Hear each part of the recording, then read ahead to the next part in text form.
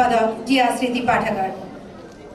16টি ডিস্ট্রিক্টের মধ্যে এই জিয়া স্মৃতি শাখা। এই জন্য অন্তর্বর্তীকালীন সরকারকে বলি, আর যেন কোনো আয়না ঘর না হয়। আপনারা এখনো সেই ব্যবস্থা নেননি কেন?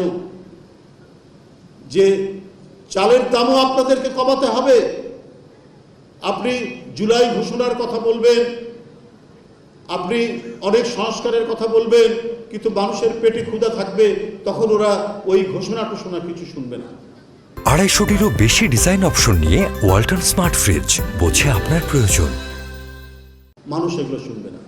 আপনার এটাও কন্ট্রোল করতে হবে, বাজার নিয়ন্ত্রণ করতে হবে, সিন্ডিকেট বাজদেরকে ধরতে হবে, অপরাধীদেরকে ধরতে হবে, তাদেরকে আইনের আওতায় আনতে হবে এবং সমাজের মধ্যে একটা স্বস্তি আনতে হবে এবং মানুষ যাতে কমপক্ষে মোটা চাল মোটা কাপড় পরে জীবন ধারণ করতে হবে সেই নিশ্চিত দিতে হবে।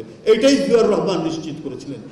এগুলো নিষিদ্ধ করতে হবে, নতুন করে ঢেলে সাজাতে হবে পুলিশ, তাহলেই হবে আপনার সবচাইতে বড় সংস্কার।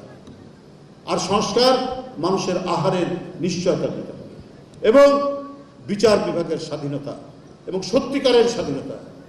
একজন নিরীহ মানুষ সে যদি অত্যাচারিত হয় তাহলে সে যাতে আদালতের আশ্রয় নিতে পারে এবং সেই আদালত যাতে কারো রক্তচক্ষু যতই ক্ষমতাশালী হোক না কেন তার কথাই চলবে, এই ধরনের পরিস্থিতির যেন তৈরি না হয়।